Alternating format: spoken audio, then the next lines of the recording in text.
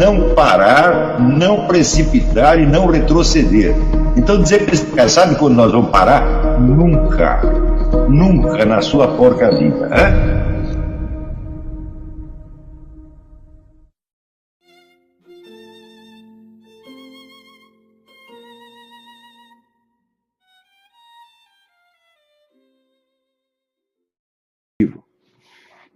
É muito mais fácil você produzir argumentos do que você recordar de onde você tirou a ideia mesmo. A origem, frequentemente, sumiu, você não lembra mais. Mas os argumentos, eles brotam quase que espontaneamente.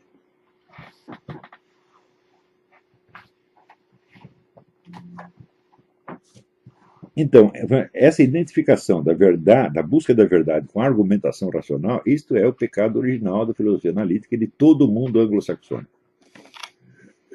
É por isto que as discussões nesse meio anglo-saxônico elas podem se prolongar indefinidamente, sem que se chegue a conclusão nenhuma a respeito do óbvio.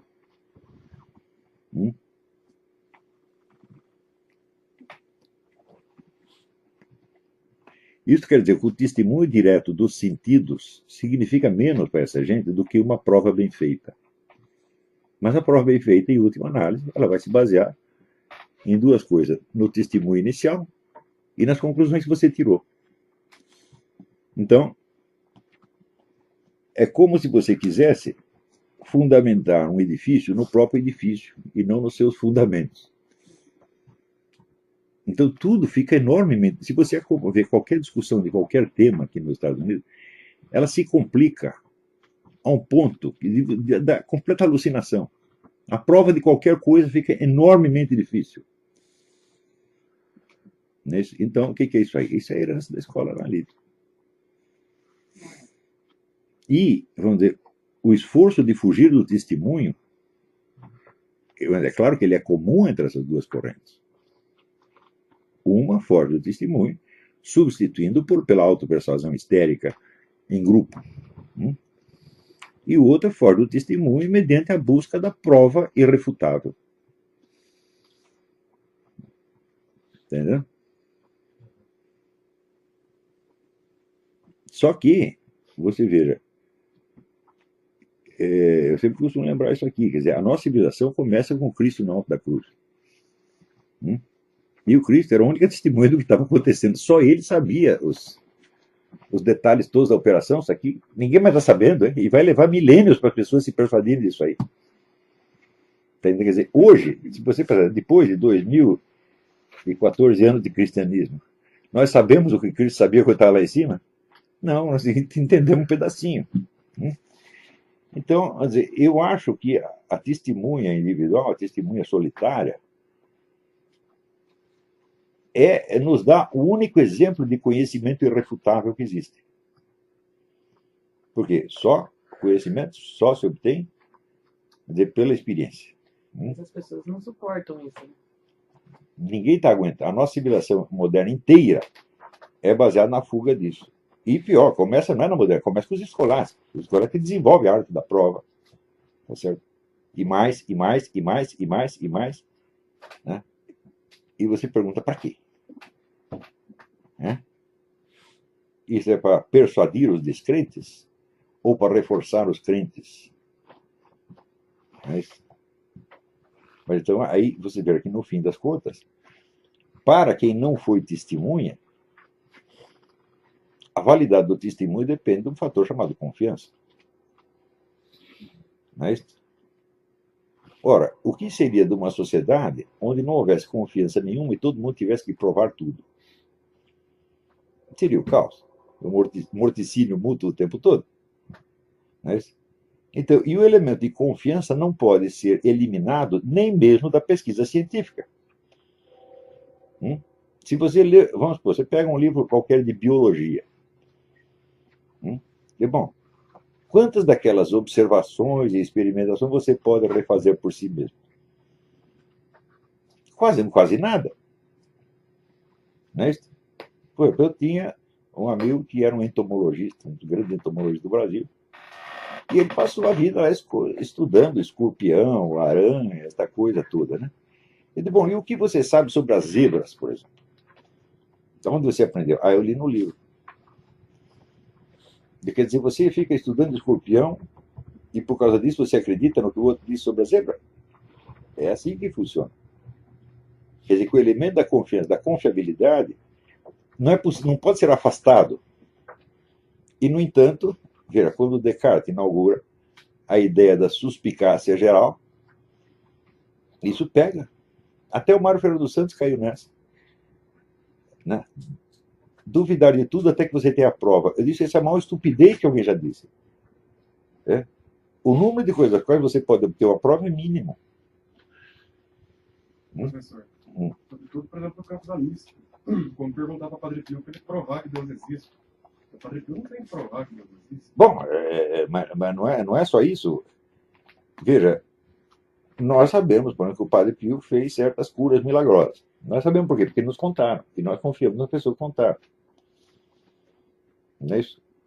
Mas é por esse mesmo método que eu acredito num livro de biologia. É a confiabilidade do testemunho. O nego diz que foi lá, observou a zebra fez isso, mais isso, mais isso, mais isso. E se não for assim? Ele não pode ter errado? Ele não pode ter o interesse em dizer que a zebra faz isso ou aquilo? Pode ter. Quer dizer que eu acho que é mais improvável haver um excesso de desonestidade entre os monges do que entre os cientistas. Por quê? Porque o monge treinou a vida inteira para purificar a sua alma, etc, etc. E ele tem um certo interesse vital em dizer a verdade. E o cientista? Existe uma formação moral do cientista que nos garanta que eles sejam bonzinhos? Quando você vê a epidemia de fraude científica que tem nos últimos 30 anos, vai para não confiar em mais ninguém. Então, a gente lembra um negócio do Alain Perry-Fitch. A sociedade humana é baseada na confiança. Se você a abole, você elimina o elemento de confiança, e você precisa da prova de tudo, acabou a sociedade humana e vira guerra de todos contra todos. Só que, então, surge o seguinte problema: qual é o critério da confiança? E o critério da confiança é um problema muito mais sério, filosoficamente falando, muito mais sério do que a lógica inteira. A lógica inteira pode ser desenvolvida por meios mais ou menos mecânicos. Você vai prosseguir a mesma linha de estudo que o outro já fez. Mas, e o critério da confiança? Esta é a coisa mais básica, porque até pelos lógicos você precisa confiar. É isso? E, pouco tempo atrás, eu escrevi um artigo sobre isso aqui, que quando um computador faz cálculos tão longos e tão complexos que ninguém poderá verificar. Nenhum ser humano pode refazer aquelas contas, não haverá tempo. Precisaria 10 ou 20 gerações. Você vai confiar no computador? Ou não? Qual é o compromisso que o computador tem com a verdade? Ele não tem nenhum, coitado. Ele só faz o que lhe mandam. Então, alguém mandou fazer, alguém programou o computador e você confia no cara que programou o computador. E disso não vai sair jamais. Então, eu acho o escândalo dos escândalos, que durante 4 séculos a filosofia busca a prova perfeita, e ninguém investiga qual é o critério da confiança. Quando tudo está baseado nisso aqui. Então, o problema de em quem confiar e como confiar, então, esse é um problema filosófico, para mim, é fundamental. Quando Aristóteles diz: não se deve discutir com quem não conhece ou não aceita as regras do argumento honesto. Como é que eu vou saber se o nego aceita ou não? Só depois dele me enganar umas 10 vezes eu percebo que ele está com treta. Então isso significa o seguinte: qual é o pressuposto da lógica de Aristóteles? A confiança, meu Deus. Ele mesmo está dizendo: isto só funciona com pessoas confiáveis. Agora, o pressuposto de toda a atividade acadêmica é que todos são confiáveis. E na verdade, eles não são. Nós sabemos que não são pelo número de fraudes, aí negócio de aquecimento global e mil coisas. Então, é isso. Quanto mais se aprimora a arte da prova, menos se tem, vamos dizer, a possibilidade de uma verdade segura. E essa situação é que nós estamos depois de 4 séculos de cartesianismo e de dúvida metódica, etc, etc. E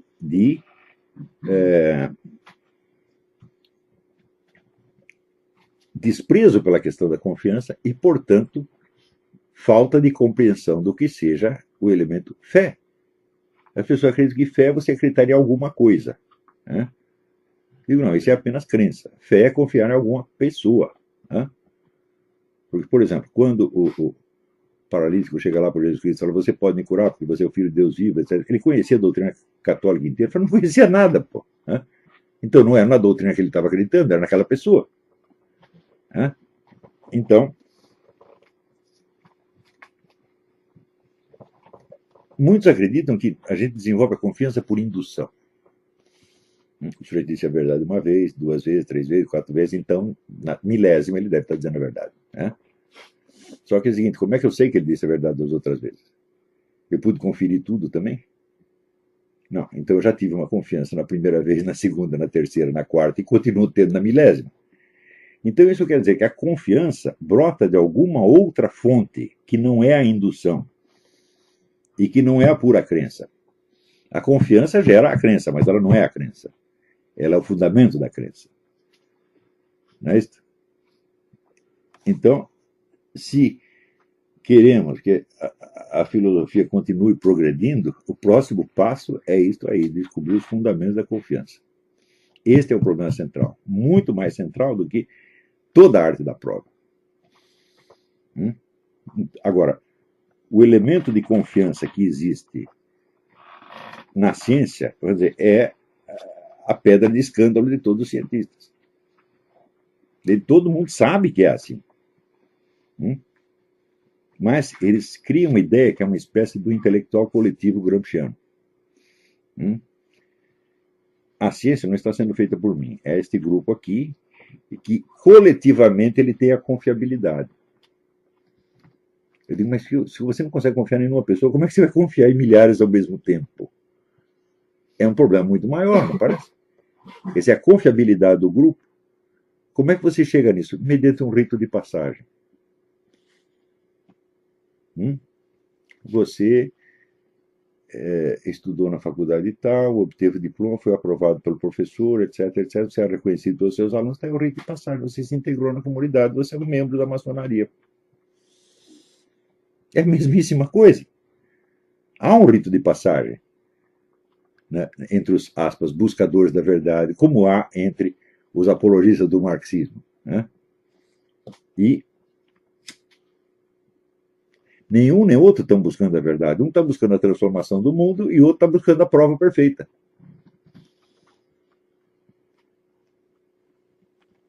E digo, bom, e a busca da verdade? Acho que não há espaço nisso aqui. Para a busca da verdade é, como já se evidenciou no tempo de Sócrates, é um empreendimento individual, interior, no qual aquilo que você sabe dificilmente adquire uma validade social. E esta é a condição humana, nós estamos assim. Né? Então, Deus pode saber que você tem razão. E Deus até pode forçar as pessoas a obedecer você. Sem você saber como. Mas você não tem na sua mão a garantia do poder. Nunca tem. E também isso é a condição humana. Quer dizer, o indivíduo diz, pô, eu sei a verdade, mas ninguém vai acreditar em mim. Eu tenho que ter um meio de impor a essas pessoas. Eu falo, não existe este meio, meu filho.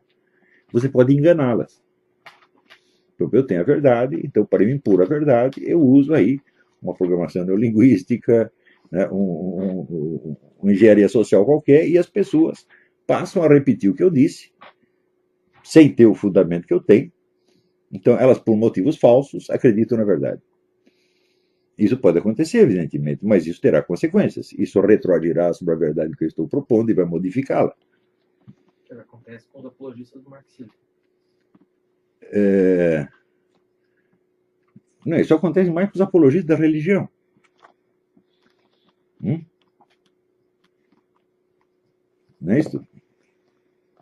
E eu acho que isso acontece mais frequentemente com os apologistas da religião até do que do marxismo. O do marxismo está enganando desde o começo, você já sabe que está enganando. Os médicos. A medicina inteira. Claro, claro. A medicina inteira. Assim. Claro. A busca incessante da prova até o... Por isso que é impossível tomar posição a respeito de alguma coisa dentro do campo médico, porque as provas sucedem a elas próprias. Há um ponto tal que a quantidade de provas é tão gigante, ela toma uma proporção tão desmesurada que você, no seu tempo de vida, você não conseguiria absorver. De resolver. Por exemplo. Eu acho que esse é o grande drama. Então, tudo isso aí, quer dizer, você vê a ciência, a religião, a filosofia, a universidade, o marxismo. Bom, todo mundo está fugindo do problema básico, que é o problema da confiança. Né? Então, o livro do Alain Périfitte é um livro muito importante por isso. A sociedade humana inteira é baseada na confiança, meu Deus do céu. Se isso acabou, né? Então, como é que você vai obter garantias contra toda a humanidade? Mesmo que você tenha a prova final, obtive a prova perfeita. Fala só que tem isso, não vai dar tempo das pessoas lerem. Não é isso? Então, quando você lê o Evangelho, você vê que ali o tempo todo, tudo é decidido pela confiança que as pessoas têm em Jesus Cristo. E só por isso.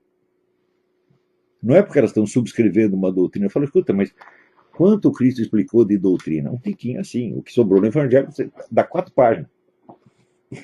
Não é isso? E aqueles caras ali, o cego, o paralítico, eles não sabiam das 4 páginas, não sabiam nenhuma linha. Mas eles conheciam a pessoa. Então, que mágica é esta? Que faz com que a gente tenha confiança em quem merece confiança. E que a gente desconfie da pessoa certa. O ser humano deve ter um órgão que faz isso, porque todo mundo faz isso. Não é isso? Então, é uma certa capacidade até divinatória. Se você observar o número de condutas diárias que pressupõem uma certa capacidade de adivinhação, você vai ficar besta. Você não consegue atravessar uma rua sem fazer isso.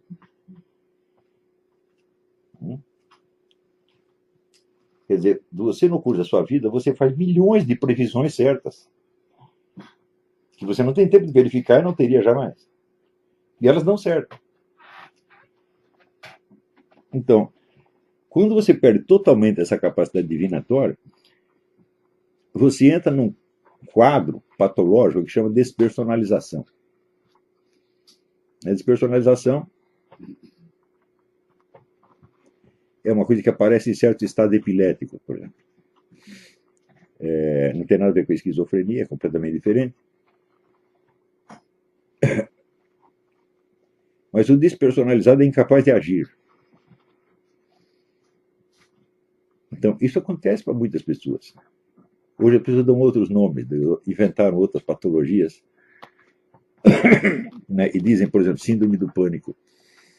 O que é síndrome do pânico? Uma incapacidade de adivinhar o que vai acontecer. Né? De repente, todas as possibilidades negativas aparecem e você não sabe escolher entre elas. Né? Por exemplo, eu posso ter um infarto e agora mesmo morrer? Posso. Há uma possibilidade. Pode entrar um urso por essa porta e me comer? Falou, opa, já não é a possibilidade, já não é. Né? Tão remoto assim. Pode ser que um mosquito cresça e me engula. Mais difícil ainda. Nós sabemos tudo isso, sem precisar pensar. Se for pensar, não acaba mais.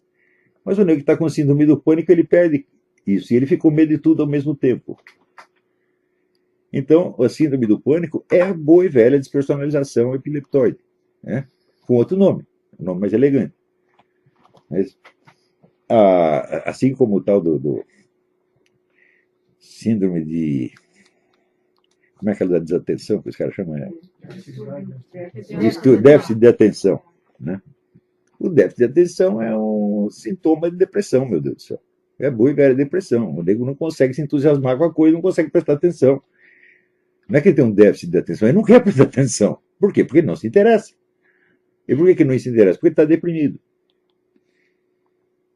Então, todo, vamos dizer, este lado psicopatológico da coisa, ele tem que ser levado em conta para o critério da busca da verdade. A busca da verdade pressupõe uma alma centralizada, né, onde essa verdade se torna, vamos dizer, o eixo da vida dela. Está entendendo? E isso também é baseado num ato de confiança. Esse ato de confiança, ele preside toda a vida humana. E, vamos dizer, este é o sentido, inclusive, do rito do batismo, quando você renuncia às obras de Satanás. Qual é a principal obra de Satanás? A mentira. Então você renuncia a ela, tá certo? E você promete fidelidade a Deus. O que é Deus? É a verdade. Isso é o fundamento da vida humana. Não é isso? E é feito por quê? Porque você tem as provas? Não, é por um ato de confiança. Então, toda esta problemática aqui, vamos dizer, do rito de passagem, etc., tem a ver com isto. Quer dizer, o rito de passagem oficiado pelos marxistas e seus descendentes é a inclusão do negro numa comunidade voltada para a mentira, evidentemente, para o auto-engano histérico. Né? Quer dizer que a resistência desses camaradas a tirar a conclusão da sua própria experiência é uma coisa absolutamente fantástica. Né? A capacidade de você pedir um novo crédito de confiança depois que já fez milhares de erros, crimes, morticínios, etc, etc. Você ainda acha que a pessoa tem que confiar em você de novo. Não é isso? Porque você se sente inocente. Você não sente que teve nada a ver com aquilo. O que é isso? A autopersuasão histérica. Tá certo? E o que está faltando ao pessoal do outro lado, pessoal da escola analítica, etc, etc, não é o rito de passagem, porque o rito de passagem tem. O que está faltando é eles se desvencilharem da mentira fundamental da prova perfeita. Que baseia tudo o que eles estão fazendo há 100 anos é a busca da prova. Bom, então... E aí, pessoal, tranquilo? Então, se inscreva no canal, compartilhe, comente, ajude nosso canal.